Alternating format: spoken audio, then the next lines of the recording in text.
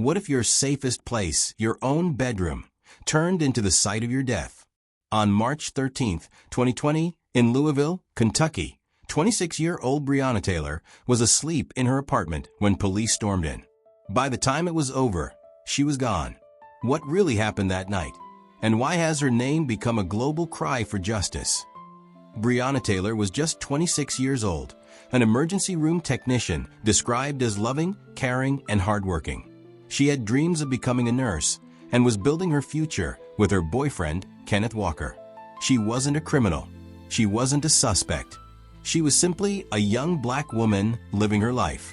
Just after midnight, police executed a no-knock warrant at Breonna's apartment. They were investigating a drug case involving someone Breonna once knew, but that person was already in custody. Breonna and Kenneth were asleep when they heard loud banging.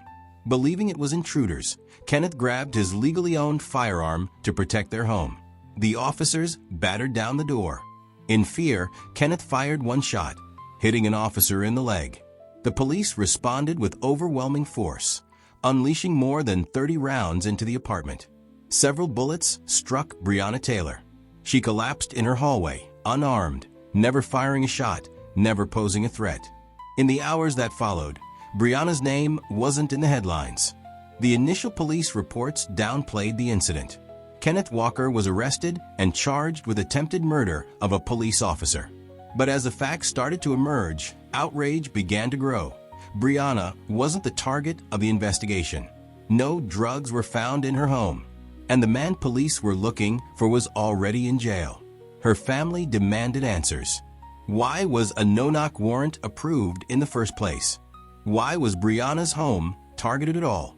Police claimed they announced themselves before entering. Kenneth and multiple neighbors insisted they heard no such thing. The case quickly became a symbol of something bigger, the way systemic injustice plays out in policing, especially in black communities across America.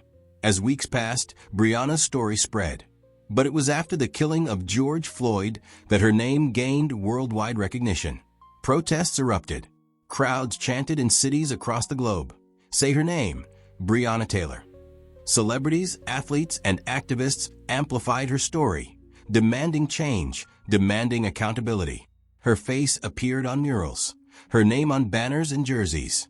In 2020, a grand jury declined to indict the officers directly for Breonna's death. Only one officer was charged, and not for killing her, but for wanton endangerment, for the bullets that struck a neighbor's apartment wall. The decision fueled outrage. How could walls be valued more than her life?